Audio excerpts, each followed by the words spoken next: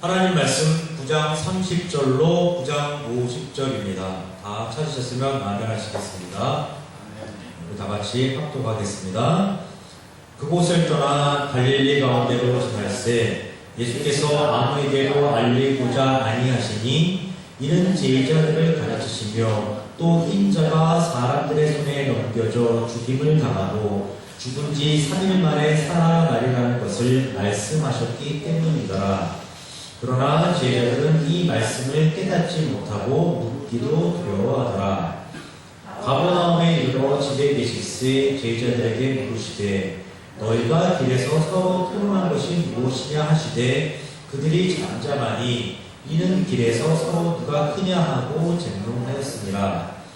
예수께서 앉으사 12제자를 불러서 이르시되 누구든지 첫째가 되고자 하면 무사람의 끝이 되며 무사람을 섬기는 자가 되어야 하리라 하시고 어린아이 하나를 데려다가 그들 가운데 세우시고 안으시며 제자들에게 이르시되 누구든지 내 이름으로 이런 어린아이 하나를 영접하면 곧 나를 영접하니요 누구든지 나를 영접하면 나를 영접함이 아니요 나를 보내신 이를 영접함이니라. 요한이 예수께 여짜오되 선생님 우리를 따르지 않는 어떤 자가 주의 이름으로 귀신을 내쫓는 것을 우리가 보고 우리를 따르지 아니함으로 금하였나이다. 예수께서 이르시되 금하지 말라. 내 이름을 의탁하여 능한 일을 행하고 즉시로 나를 비방할 자가 없느니라. 우리를 반대하지 않는 자는 우리를 위하는 자니라. 누구든지 너희가 그리스도에게 속한 자라 하여 물 한 그릇이라도 주면 내가 진실로 너희에게 이르노니 그가 결코 상을 잃지 않으리라. 또 누구든지 나를 믿는 이 작은 자들 중 하나라도 실족하게 하면 차라리 연자 맷돌이 그 목에 매여 바다에 던져지는 것이 나으리라. 만일 내 손이 너를 범죄하게 하거든 찝어버리라. 장애인으로 영생에 들어가는 것이 두 손을 가지고 지옥 곧 꺼지지 않는 불에 들어가는 것보다 나으니라. 만일 내 발이 너를 범죄하게 하거든 찝어버리라. 다리 저는 자로 영생에 들어가는 것이 두 발을 가지고 지옥에 던져지는 것보다 나으니라. 만일 내 눈이 너를 범죄하게 하거든 빼버리라. 한 눈으로 하나님의 나라에 들어가는 것이 두 눈을 가지고 지옥에 던져지는 것보다 나으니라. 거기에서는 구더기도 죽지 않고 불도 꺼지지 아니하느니라. 사람마다 불로써 소금치듯함을 받으리라. 소금은 좋은 것이로되 만일 소금이 그 맛을 잃으면 무엇으로 이를 짜게 하리요. 너희 속에 소금을 두고 서로 화목하라 하시니라. 네, 오늘 본문은 예수님께서 예수님의 죽음과 부활을 제자들에게 예고해 주시는 내용으로 시작됩니다. 마가복음에는 이러한 예고가 모두 3번 등장하고 있습니다. 그중 오늘 본문은 두 번째 예고에 해당합니다. 첫 번째 예고는 이미 우리가 살펴보았듯이 마가복음 8장 31절에서 예고되어 있었습니다.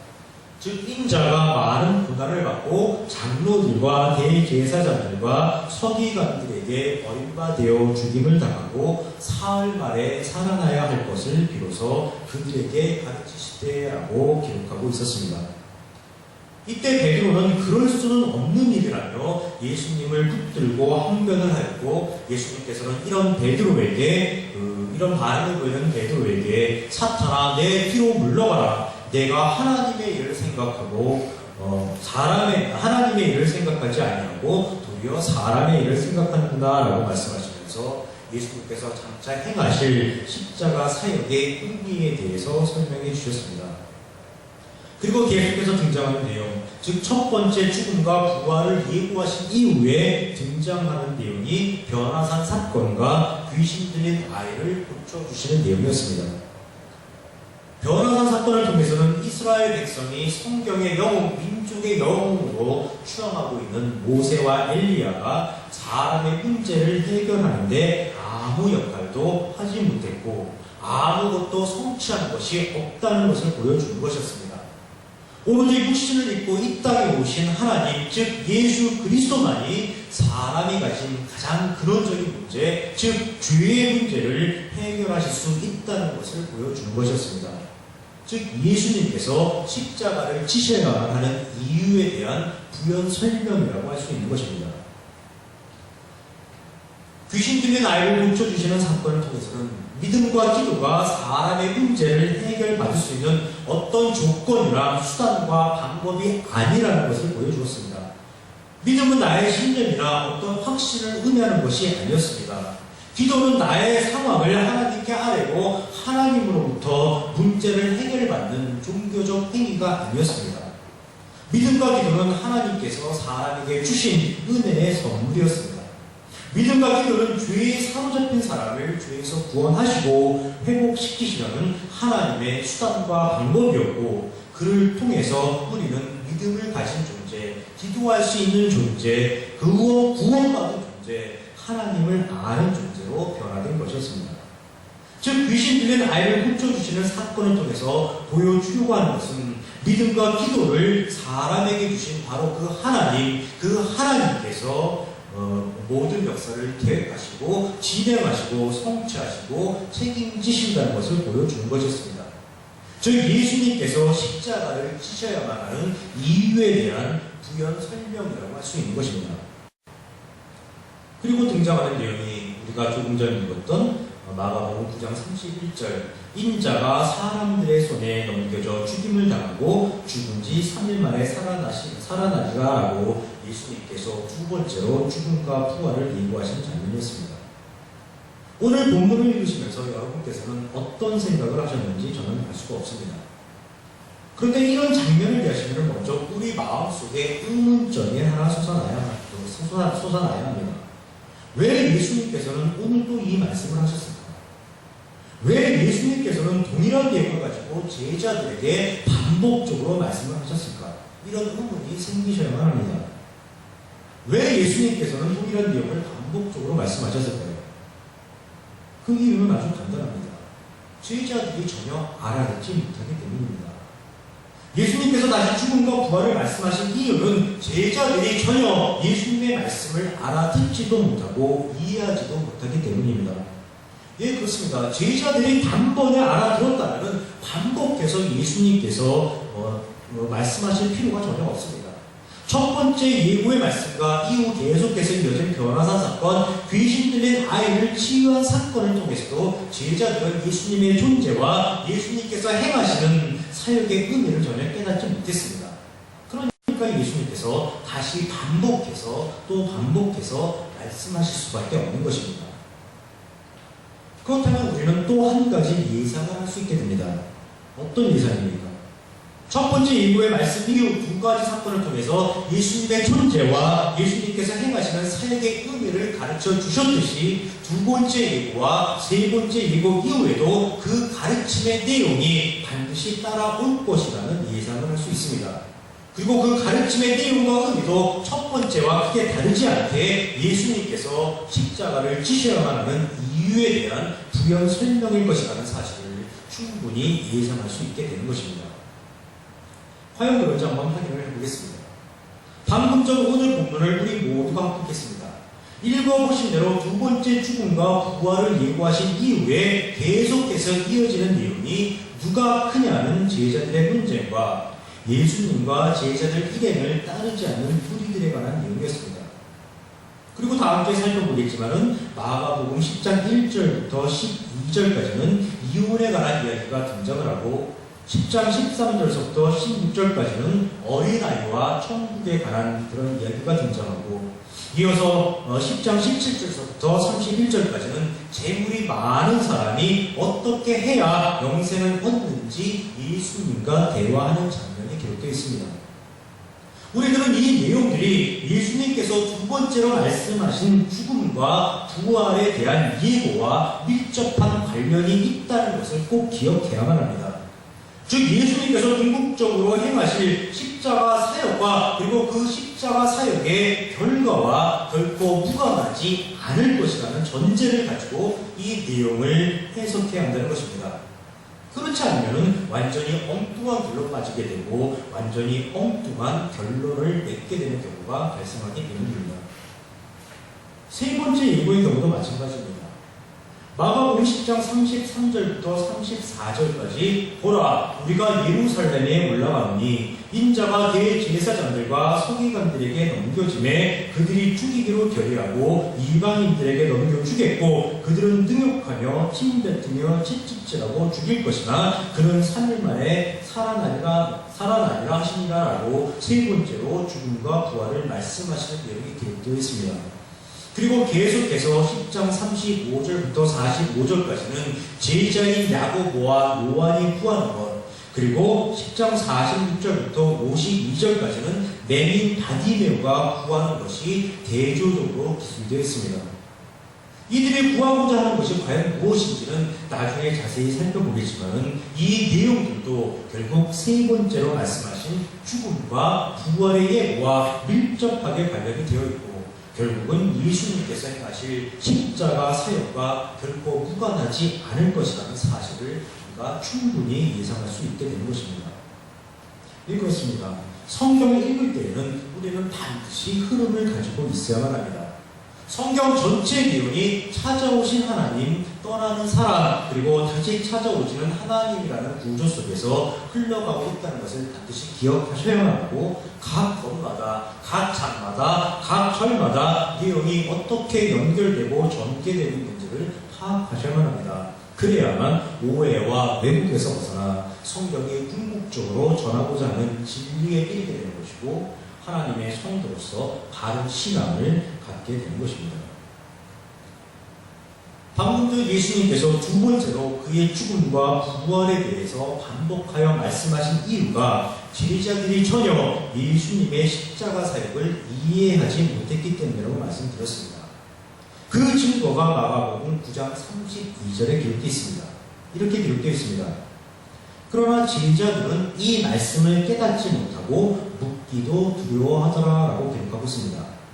이 제자들은 두 번이나 예수님께서 그의 죽음과 부활에 대해서 말씀하셨음에도 불구하고 아직까지도 그 말씀의 의미가 무엇인지 전혀 감조차 잡지 못하고 있는 상태입니다. 그런데 여기서 한번 생각해보고 넘어가야 할 표현이 있습니다. 그 표현은 뭐냐 그러면 바로 묻기도 두려워하더라라는 표현입니다. 제자들은 묻기도 어려울 정도로 무엇인가를 두려워했습니다. 제자들은 도대체 무엇에 대해서 두려워한 것이고 또 두려워한 이유는 과연 무엇일까요? 예수님께서는 31절에서 인자가 사람들의 손에 넘겨져 죽임을 당하고 죽은 지 3일 만에 살아나리라 라고 말씀하셨습니다. 이 말씀 속에서 과연 어떤 내용이 제자들을 그렇게 두렵게 만들었을까요? 혹시 여러분 중에 예수님의 이 말씀을 듣고 두려운 마음이 생기신 분이 계신가요? 아마도 우리 중에 이 말씀에서 두려움을 느끼신 분은 단 한 사람도 없을 것입니다. 왜냐하면 우리는 이미 그 내용을 모두 알고 있기 때문입니다. 즉 예수님께서 십자가에 달려 죽으셨다가 약속하신 대로 사흘 만에 부활하셨고 그의 결과로 우리 모두가 죄에서 해방된 존재가 되었다는 사실을 이미 다 알고 있기 때문입니다. 우리는 예수님께서 다시 살아나셨다는 것을 이미 알고 있기 때문에 두려운 생각이 들지 않는 것입니다. 그러나 제자들은 알 수가 없습니다. 예수님 말씀의 의미 그리고 그 말씀의 결과가 어떤 형태로 나타나려는지에 대해서 아무것도 모릅니다. 아무것도 모르는 이런 제자들에게 가장 충격적으로 다가오는 것은 무엇일까요? 그것은 죽으리라입니다. 인자가 사람들의 손에 넘겨져 죽으리라라는 예수님의 말씀입니다. 그 다음에 계속되는 말씀, 죽은 지 3일 만에 살아나리라라는 그 말씀은 전혀 귀에 들어오지 않습니다. 죽으리라라는 그 말씀에서 제자들은 이미 공황 상태에 빠지는 것이고 그러기에 살아나리라라는 그 말씀은 그저 스쳐 지나가는 소리에 불과한 것입니다. 만약 살아나리라라는 말씀이 제자들의 귀에 들어왔다가 맞다고 하면 제자들이 두려워할 이유가 전혀 없습니다. 뭐요? 3일 만에 다시 살아나신다고? 그럼 죽은 게 아니잖아. 딱 사흘만 죽어 계시는 거잖아. 사흘만 참으면 되겠네? 사흘만 참으면 다시 예수님 만날 수 있는 거잖아. 에이, 괜히 걱정했구만. 이런 반응이 나와야 합니다. 그러나 제자들은 그런 반응을 보이지도 않고 그저 두려워할 뿐입니다. 예수님께서 죽으실 것이라는 그 말씀에만 사로잡혀서 그것보다 훨씬 더 중요하고 예수님 사역에 궁극적 성취 의미가 담겨있는 살아나리라라는 그 말씀을 그냥 흘려보내고 마는 것입니다. 그것이 바로 사람의 한계입니다. 그것이 바로 죄인의 한계입니다. 사람이 제일 두려워하는 것이 무엇입니까? 그것은 바로 죽음입니다. 자신의 죽음입니다. 가족의 죽음입니다. 친척의 죽음이고 친구의 죽음이고 지인들의 죽음입니다. 이 사람들이 가장 두려워하는 것은 바로 죽음입니다. 그런데 죄는 바로 그 죽음을 이용하는 것입니다. 죄는 사람이 가장 두려워하는 그 죽음을 무기로 이용해서 사람을 사로잡는 것이고 사람이 온전히 살아가지 못하도록 온갖 계획을 일삼는 것입니다.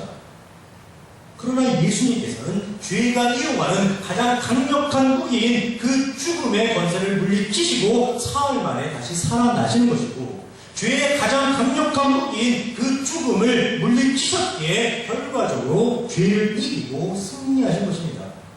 그리고 예수님께서 죄를 물리치셨기에 사람은 죄에서 해방되어 구원받은 존재로 변화가 된 것입니다. 예, 그것이 바로 살아나리라에 담겨있는 의미입니다.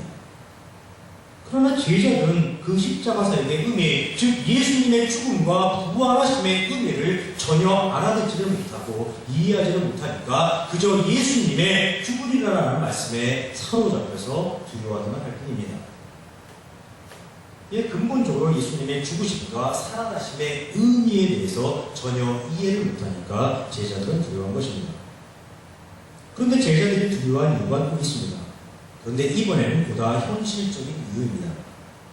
즉 제자들은 예수님의 죽음으로 모든 것이 끝장난다고 생각을 하는 것입니다. 제자들이 예수님을 따르는 궁극적인 이유는 무엇입니까? 그것은 바로 자신들의 성공입니다. 그것은 바로 자신들의 출세입니다. 그것은 바로 자신들의 야망의 성취입니다. 제자들은 예수님을 로마의 식민 통치로부터 이스라엘을 해방시킬 메시아로 생각하고 있습니다.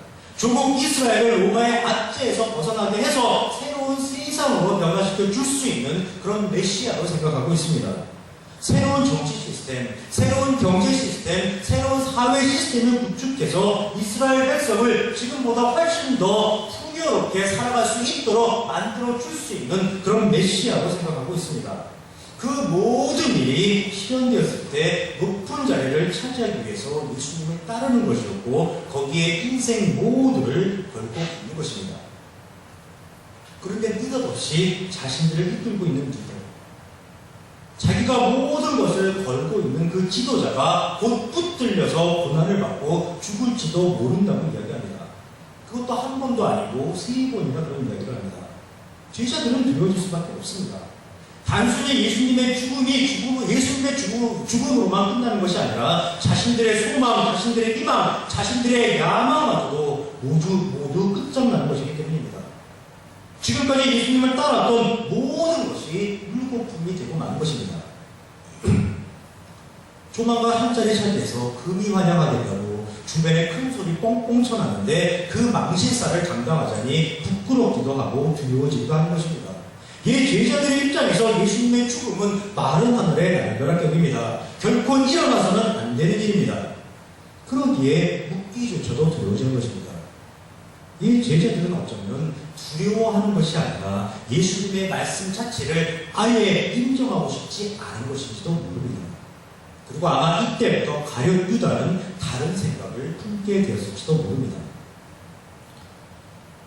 혹시라도 제자들을 너무 천박하게 낮춰보는 것이 아니냐고 반론을 제기하실 분이 계실지 모르겠습니다.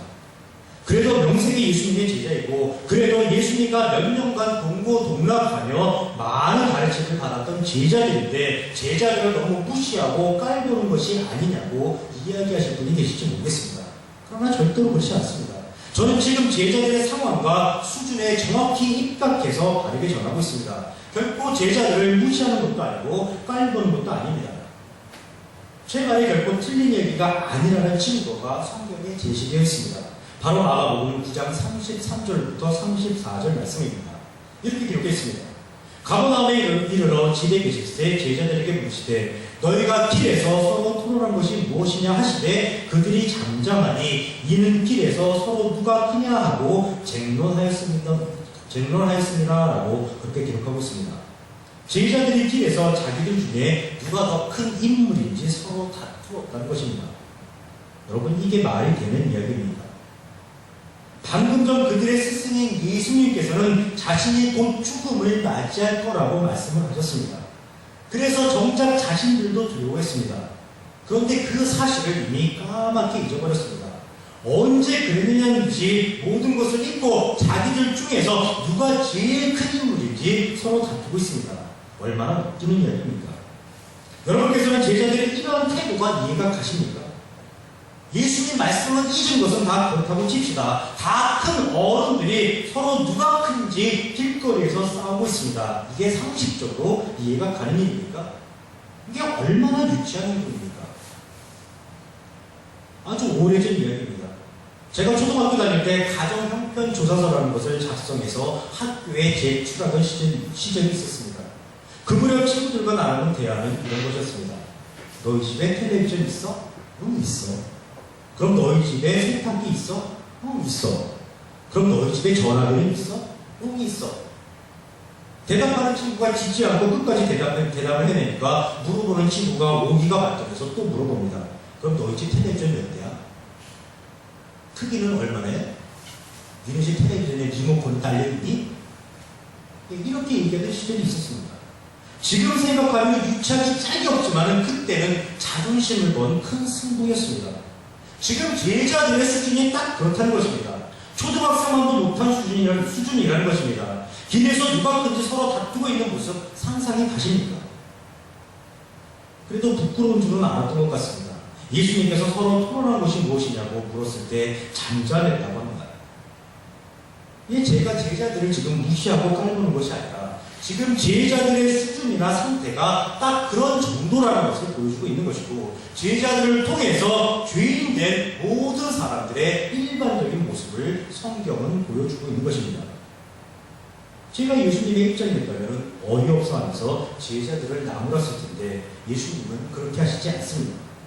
제가 예수님의 입장이었다면 주동자와 단순 가담자를 분류해서 주동자에게는 벌점 100점, 단순 가담자에게는 벌점 50점, 그리고 옆에서 구경한 놈도 싸움 안 말렸으니까 벌점 20점을 팡팡 매겼을 텐데 예수님은 그렇게 하시지 않습니다. 예수님께서는 조용히 12제자를 불러서 마가복음 9장 35절, 누구든지 첫째가 되고자 하면 무사람의 끝이 되며 무사람을 섬기는 자가 되어야 하리라 라고 말씀하십니다. 꾸짖거나 나무라거나 징계하지 않으시고 가르치시는 것입니다. 예수님은 그들을 가르치십니다.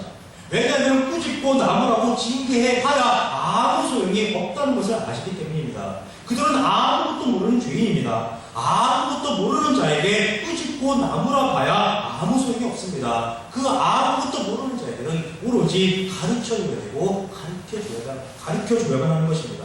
오로지 가르침만을 주어야 할 뿐입니다. 그런데 그 가르침의 내용이 누구든지 첫째가 되고자 하면 무사람의 끝이 되어야 하고 무사람을 섬기는 자가 되어야 한다는 것입니다. 초등학교 시절 도덕 시간이나 중고등학교 시절 국민윤리 시간에 많이 들었던 내용입니다. 이 내용을 가지고 예수님께서도 지금 겸손을 강조하시는구나. 예수님께서도 큰 자가 되려면 자기를 낮춰야 한다고 가르치시는구나. 그래, 성공한 사람, 높은 사람, 가진 사람들은 늘 겸손한 자세로 그렇지 못한 사람들을 돌보며 사는 것이 아름다운 미덕이야. 이렇게 생각하실지 모르겠습니다. 그러나 그것은 큰 오해입니다. 얼핏 보면은 그런 것 같지만은 본문의 의도는 전혀 그렇지가 않다는 것입니다. 그 내용이 마가복음 9장 36절로 37절입니다. 이렇게 되어 있습니다. 어린아이 하나를 데려다가 그들 가운데 세우시고 앉으시며 제자들에게 이르시되 누구든지 내 이름으로 이런 어린아이 하나를 영접하면 곧 나를 영접하며 누구든지 나를 영접하면 나를 영접함이 아니요 나를 보내신 이를 영접함이니라 라고 기록하고 있습니다. 사실 이 내용도 많이 오해가 되고 있는 그런 구절입니다. 특히 전도를 강조할 때 목사님들이 많이 인용하시는 구절입니다. 여러분, 한 영혼은 너무나 귀한 것입니다. 천하보다도 귀한 것입니다. 예수님께서도 말씀하셨습니다. 어린아이 하나를 영접하는 것은 예수님만을 영접하는 것이 아니라 예수님을 보내시니 즉 하나님을 영접하는 것이라고 하셨습니다. 여러분 구령의 열정을 가지십시오. 불타는 구령의 열정으로 이번 전도 기간에서는 한 사람이 최소한 10사람을 생명의 길, 구원의 길로 이끌어 주시기를 주님의 이름으로 축원합니다. 이런 내용 많이 들어보셨을 것입니다. 내용은 그럴듯하고 맞는 내용 같은데 사실 본문의 의미를 제대로 이해한 올바른 적용이 결코 아닙니다. 예수님께서 누구든지 내 이름으로 이런 어린아이 하나를 영접하면 곧 나를 영접하며 누구든지 나를 영접하면 나를 영접함이 아니요 나를 보내신 이를 영접함이니라 라고 말씀하셨습니다. 이 말씀 중에서 무엇이 핵심일까요? 대부분 누구든지 나를 영접하면 나를 영접함이 아니요 나를 보내시니 즉 하나님을 영접함이니라 라는 그 말씀을 핵심으로 생각하고 있습니다. 그러나 이 말씀에서 핵심은 누구든지 내 이름으로 이런 어린아이 하나를 영접하면입니다. 어린아이 하나를 영접하면 이게 바로 핵심입니다. 근데 핵심은 핵심인데 그동안 우리가 생각했고 우리가 알고 있던 것과는 완전히 다른 의미의 핵심입니다. 그동안 이 말씀을 가지고 예수님께서 어린아이 하나라도 영접하는 것이 정말로 중요하다고 강조하는 것으로 생각을 했습니다. 그러나 이 말씀에서 강조하고자 하는 것은 너희들은 어린아이 하나라도 영접할 수 있는 존재가 아니다라는 것을 강조하고 있는 것입니다. 즉 너희들은 어린아이를 영접할 수 있는 존재가 아니다라고 예수님께서 제자들에게 말씀하신 것입니다. 어린아이의 특징이 무엇입니까? 어린아이의 특징은 말 그대로 무능력, 무기력, 무대책입니다. 스스로 무엇을 해결할 수 있는 능력이 없고 스스로 자기 자신을 지켜낼 수 있는 힘도 없고 어떤 일이 생겼을 때 능동적으로 스스로 대책을 마련할 수 있는 그런 능력도 없습니다. 어린아이의 특징은 글자 그대로 무능력이고 무기력이고 무대책입니다. 어른의 입장에서는 아주 골치 아픈 존재입니다. 결코 도움이 되지 않고 아무런 유익이 되지 않습니다. 오로지 보호만을 100% 줘야 하는 그런 대상입니다. 그런 어린아이를 과연 너희들이 영접할 수 있느냐고 제자들에게 묻는 것입니다. 그리고 그것은 불가능한 일이라고 대답하고 있는 것입니다.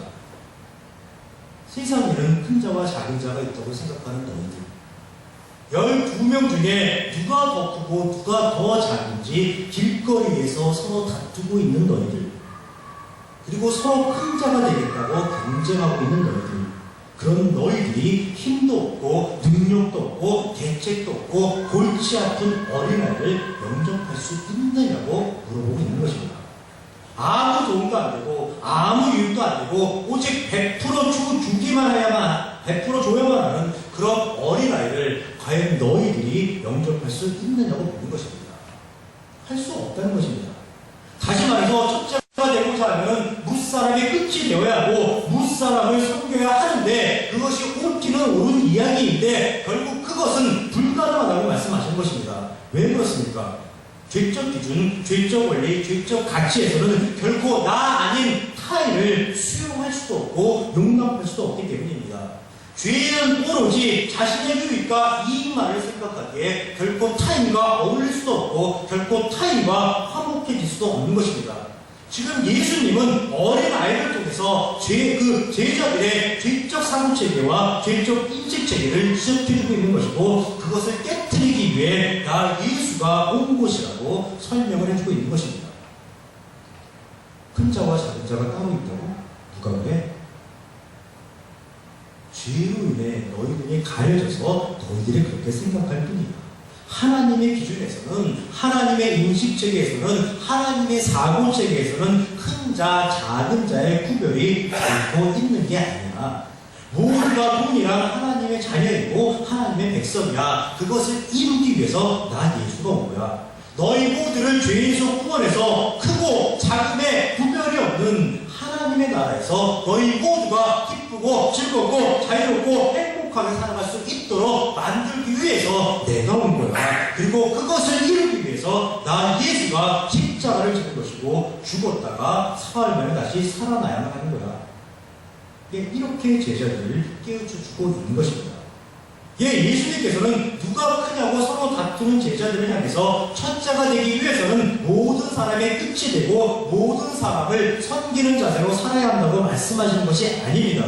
스스로 낮추는 자가 큰 자라고 겸손을 강조하는 것이 결코 아닙니다. 어린아이 하나도 영접하지 못하면서 모든 사람의 끝이 되고 모든 사람을 섬길 수 있다고, 그래서 너희가 큰 자가 될 수 있다고 묻기고 있네요.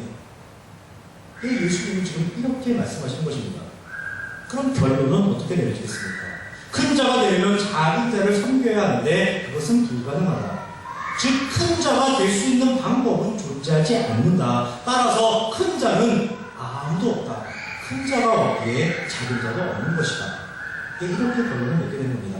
하나님의 원리에서는 근본적으로 큰 자, 작은 자의 구별이 없는데 큰 자와 작은 자가 따로 구별돼서 존재한다는 너희들의 지적인 사고방식과 인식체계가 문제라는 것을 제자들로 깨닫도록 해주신 것입니다. 제자들이 예수님께서 말씀하시는 의도를 과연 알아차렸는지 확인할 필요는 없습니다.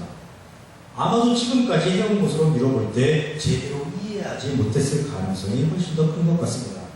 그런데 아마 요한은 감을 조금 잡지 않았나 하는 생각을 하게 됩니다. 예수님의 말씀을 듣고 있기가 부끄럽고 민망했던지 재빨리 화제를 전환합니다. 그 내용이 마가복음 9장 38절 말씀입니다. 이렇게 기록되어 있습니다. 요한이 예수께 여쭤되 선생님, 우리를 따르지 않는 어떤 자가 주의 이름으로 귀신을 내쫓는 것을 우리가 보고 우리를 따르지 아니함으로 금하였나이다. 이렇게 기록되어 있습니다. 먼저 한번 여쭤보겠습니다. 요한은 이 말을 할 때 예수님으로부터 칭찬을 들을 것으로 기대했을까요? 아니면 꾸중을 들을 것이라고 생각했을까요? 당연히 칭찬을 들을 것으로 기대했을 것입니다. 사람은 꾸중 들을 일을 자기 입으로 먼저 말할 수 있는 존재가 결코 아니기 때문입니다. 그럼 칭찬을 들으시라고 기대했던 내용은 무엇일까요? 어떤 자가 주의 이름으로 귀신을 내쫓는다는 정보를 예수님께 제공한 것일까요? 아니면 자신들 일행을 따르지 않게 그런 행위를 금했던 것일까요? 당연히 둘 다일 것입니다. 그러나 두 가지 중에서도 요한이 더 칭찬을 들을 것으로 기대했던 내용은 우리가 금하였나이다 라는 내용입니다. 왜냐하면 사람들은 자신들의 그 행위에 더 큰 초점을 맞추는 경향이 있기 때문입니다. 그런데 왜 요한은 어떤 자가 주의 이름으로 귀신을 내쫓는 것을 금했을까요? 주의 이름으로 귀신을 내쫓는 일, 좋은 일 아닌가요? 예수님께서도 귀신 들린 자를 고쳐주셨습니다. 그리고 제자들도 예수님으로부터 권능을 받아서 귀신을 내쫓아 준 적이 있습니다. 귀신 들려 고통받는 사람을 치유해주는 일, 좋은 일 아닙니까? 그런데 요한은 그것을 금했다고 예수님께 이야기합니다. 왜 그랬을까요? 본문에 이미 힌트가 주어져 있습니다. 그 이유는 우리를 따르지 아니함으로입니다. 이게 좋은 일인지 나쁜 일인지 그것보다 지금 우선하는 것이 우리 편이냐는 것입니다. 아무리 좋은 일이라고 해도 우리 편이 하는 일이 아니면 그것은 나쁜 일입니다. 반대로 아무리 나쁜 일이라도 우리 편이 하면은 그것은 좋은 일로 등급해버립니다. 기준이 어디로 이동했습니까? 기준이 우리에게로 이동했습니다. 기준이 나에게로 이동했습니다. 이런 결과로 나타나는 것이 무엇입니까? 바로 이기적인 공동체, 배타적인 공동체, 독선적인 공동체가 만들어지는 것입니다. 자신들만이 특별하다고 생각하게 되는 것이고 다른 일은 우스운 존재로 여기게 되는 것입니다. 이 죄의 원리에 입각한 죄적 공동체가 만들어지는 것입니다. 이미 우리가 확인한 바 있는 유대교의 바리새인들과 결코 다르지 않습니다. 그들은 하나님으로부터 선택받은 특별한 민족이라는 우월의식과 특권의식과 선민의식에 사로잡혀 있었고 이의 결과로 이방 민족을 마치 개처럼 천하게 여기는 그릇된 전통을 만들어냈습니다. 그런데 예수님께서는 그 잘못된 전통을 바로 잡기 위해서 일부러 이방 지역을 찾아다니시면서 한없는 은혜를 베풀어 주셨습니다. 그런 예수님 앞에서 지금 요한은 칭찬을 받을 것으로 기대하면서 자신이 행한 일을 자랑스럽게 예수님께 이야기하고 있는 것입니다. 얼마나 미련합니까? 베드로만 머리가 나쁜 줄 알았더니 요한도 결코 만만치 않게 머리가 나쁜 그런 제자입니다. 예수님께서 요한에게 보아하게 즉 우리의 아들, 우리 식으로 표현하자면 뽕쟁이라는 그런 별명을 붙여준 적이 있었는데 그것이 결코 과언은 아니었던 것 같습니다. 제자들이 이러한 무엇이 뜻과 의식을 엿볼 수 있는 대목이 사도행전에도 기록이 되어 있습니다. 사도행전 1장 19절에서 26절에 보면은 가룟 유다를 대신해서, 가룟 유다가 죽자 그를 대신해서 마띠아를 택해서 사도로 삼는 장면이 있습니다. 유다가 빠졌기에 마띠아로 보충해서 12명이라는 그 숫자를 맞추는 것입니다. 그 12명이라는 그 숫자를 맞춰서 그 12명의 제자 공동체, 12명의 사도 공동체를 만드는 것입니다. 그런데 꼭 12명이어야 할까요? 11명으로는 안 되나요? 예수님께서 꼭 12명이어야 한다고 말씀하신 적이 한 번이라도 있었나요? 제자들은 지극히 사람의 방식, 즉 죄의 방식으로 자신들만이 중심이 돼서 배타적 사도 공동체, 배타적인 그런 제자 공동체, 즉 우리 편 만들기를 하고 있는 것입니다. 예, 이것이 바로 사람의 한계이고 죄의 한계입니다. 이런 제자들에 대한 예수님의 생각은 어떠하실까요? 그것이 마가복음 9장 39절부터 40절 말씀입니다. 요한이 우리를 따르지 아니하므로 금하였나이다 라고 하자 예수님께서는 금하지 말라. 내 이름을 의탁하여 능한 일을 행하고 즉시로 나를 비방할 자가 없느니라. 우리를 반대하지 않는 자는 우리를 위하는 자니라 라고 말씀하십니다. 그들을 그대로 놓아두라는 것입니다. 그들을 결코 말리지 말라는 것입니다. 그들을 금하지 말라는 것입니다. 왜 그렇습니까? 그것이 복음이 됩니다. 병들고 지치고 굶주린 사람들에게 치유와 위로와 쉼을 주는 것이 훨씬 더 중요하고 필요한 일이니까. 아직도 우리를 따르지 않으면 어때? 그게 무슨 상관이 있어? 지금 그들로 인해서 많은 사람들이 치유를 받고 있잖아. 그들로 인해서 사람들이 위로받고 있잖아. 그들로 인해서 사람들이 힘을 얻고 있잖아. 그것이 중요한 거 아니야? 그것이 문제는 아니야? 우리 안 따르면 어때? 하나님의 관점과 죄인들의 관점의 차이, 하나님의 원리와 죄인들의 원리의 차이를 아주 극명하게 확인할 수 있게 되는 겁니다. 그리고 계속해서 9장 41절부터 50절까지 길게 말씀을 이어가십니다. 이 말씀은 앞에서 하신 말씀과 연결되는 내용입니다. 즉 이기적이고 배타적이고 독선적인 죄의 원리에서 벗어나 하나님의 원리와 하나님의 심정과 마음을 가지고 살아야 한다고 말씀하시는 내용입니다. 그런데 우리는 이런 말씀을 대하면 참으로 마음이 불편해지고 마음이 불안해집니다. 그 이유는 우리의 눈길이 엉뚱한 곳으로 향해 있기 때문입니다. 즉 우리의 눈길이 향하는 구절은 42절, 차라리 연자 맷돌이 그 목에 매어 바다에 던져지는 것이 나으리라. 43절, 장애인으로 영생에 들어가는 것이 두 손을 가지고 지옥 곧 꺼지지 않는 불에 들어가는 것보다 나으니라. 45절, 다리 저는 자로 영생에 들어가는 것이 두 발을 가지고 지옥에 던져지는 것보다 나으니라. 47절, 한 눈으로 하나님의 나라에 들어가는 것이 두 눈을 가지고 지옥에 던져지는 것보다 나으니라. 48절, 거기에서는 구더기도 죽지 않고 불도 꺼지지 아니하느니라. 49절, 사람마다 불로써 소금 찌듯함을 받으리라. 이게 다 결과로 눈길이 가게 되고 지옥의 상황으로 눈길이 가게 됩니다. 그러니까 마음이 마냥 불편해지고 마음이 마냥 불안해지는 것입니다. 그러나 우리의 관심을 조건으로만 돌리면 이야기가 완전히 달라집니다. 즉 예수님을 믿는 작은 자들 중 그 누구도 실족하게 하지 않으면, 나의 손이 나를 범죄하게 하지 않으면, 나의 발이 나를 범죄하게 하지 않으면, 나의 눈이 나를 범죄하게 하지 않으면 아무 불안과 아무 걱정이 없는 것 아닌가요? 모든 근심과 염려가 사라지는 것 아닌가요? 지옥의 상황이 어떻든지 나와는 아무 상관없는 일 아닌가요? 예수님은 지금 이 말씀을 하시는 겁니다. 구더기도 죽지 않고 불도 꺼지지 않는 지옥이 있고 그런 지옥에 들어갈지도 모른다고 협박하고 있는 것이 결코 아닙니다. 아무도 실족하지 않게 하고 나의 손, 나의 발, 나의 눈이 나로 범죄하게 하지 않으면 아무 불안과 걱정, 아무 근심과 염려 없이 행복하게 살아갈 수 있다고 예수님은 지금 것입니다. 그런데 말씀은 그렇게 하시는데 그것이 가능할까요? 그렇게 살아갈 수 있는 사람이 과연 있을까요? 없습니다.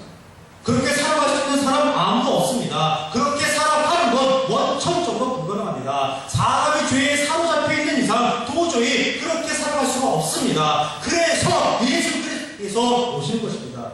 우리를 지으신 하나님께서 육신을 입고 이 땅에 오시는 겁니다. 십자가를 지시고 죽음을 맞이하시고 죽은 지 사흘 만에 다시 살아나심으로써 우리 모두에게서 죄를 씻어내 주시는 것입니다. 하나님의 자녀 삼아주시고 하나님의 백성 삼아주시는 것입니다. 하나님의 심정과 마음을 가지고 하나님을 기준 삼아 살아갈 수 있도록 예수님께서 그렇게 만들어주시는 것입니다. 그러면 아무도 실족하지 않게 할 수 있습니다. 그러면 나의 손, 나의 발, 나의 눈이 나로 범죄하지 않게 할 수 있습니다. 그러면 모든 걱정, 불안, 근심, 염려가 다 사라지게 되어 있습니다. 그러면 기쁘고 즐겁고 자유롭고 행복하게 살아갈 수 있습니다. 그 상태가 바로 마가복음 9장 41절입니다.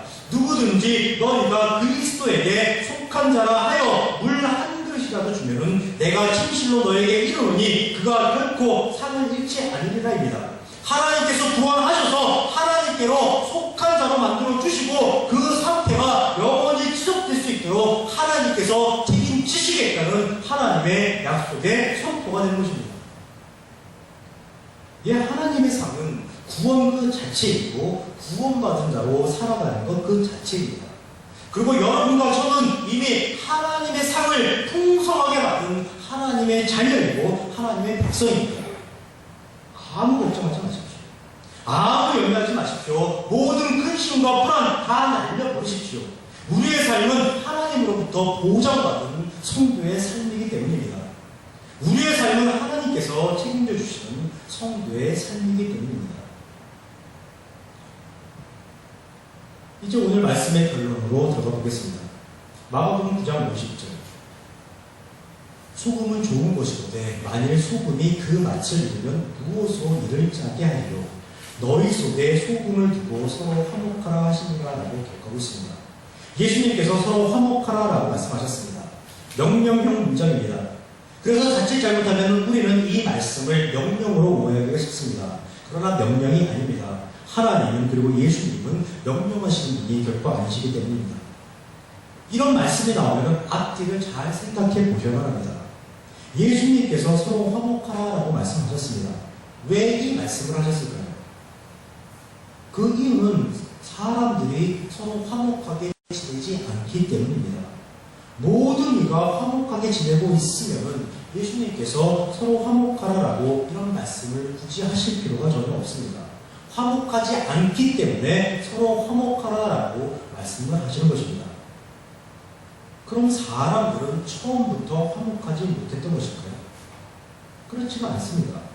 사람들은 원래 화목한 존재였습니다. 하나님께서 아담에게 하와를 주셨을 때 이는 내 뼈 중에 뼈요 살 중에 살이라 라고 아담이 반응했고 아담과 하와는 서로가 서로에게 부끄럽지 않은 존재였습니다. 즉 사람은 본질적으로 화목하게 지낼 수밖에 없는 존재였다는 뜻입니다. 그러나 아담과 하와가 죄를 범하면서부터 모든 상황이 다 바뀌어버립니다. 사람들이 죄인이 되었기 때문입니다. 죄의 원리, 죄의 가치, 죄의 기준으로 세상을 살아가기 때문입니다. 세상 사람들을 큰 자와 작은 자로 구별합니다. 그리고 스스로 큰 자가 되겠다고 다른 사람들과 경쟁합니다. 나에게 유익과 이익이 되지 않는 사람은 거들떠보지도 않습니다. 그리고 또 편 가르기를 합니다. 우리 편 이외에는 모든 편이 다 적입니다. 다른 편이 아무리 잘해도 우리 편이 아니면 결코 그들을 수용하지 않습니다. 이기적이고 배타적이고 독선적인 공동체가 세상에 넘쳐납니다. 이런 세상에서 서로 화목하게 지내는 것 불가능합니다. 아무리 하나님께서 명령하신다고 해도 결코 이루어질 수가 없는 일입니다. 사람 자체가 바뀌지 않으면 절대로 가능하지 않은 일입니다. 소금이 그 맛을 잃으면 무엇으로 이를 짜게 하리요. 소금의 본질은 무엇입니까? 소금의 본질은 짜다는 것입니다. 짠맛을 잃으면 소금이 아닙니다. 그 짠맛, 즉 소금의 본질을 누가 다시 찾아줄 수 있습니까? 소금 스스로 그 짠맛을 되돌릴 수 있을까요? 불가능합니다. 하나님이 아니면 소금의 본질은 다시 회복되지 않습니다. 오로지 하나님께서 하셔야만 본질을 회복할 수 있게 되는 것입니다. 따라서 너희 속에 소금을 두고 서로 화목하라라는 말씀은 너희는 본질적으로 서로 화목할 수 있는 존재라는 것입니다.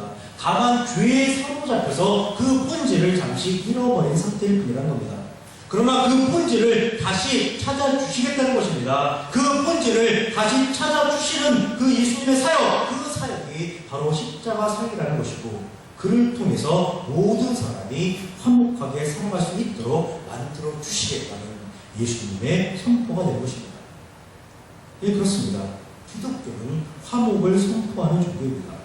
하나님으로 인해서 우리는 창조 때에 화목할 수 있는 존재로 회복되었고, 그 화목을 세상 속에 선포하고 그 화목을 세상 속에서 이루어가며 살아가는 존재입니다. 그런데 현실은 과연 어떻습니까?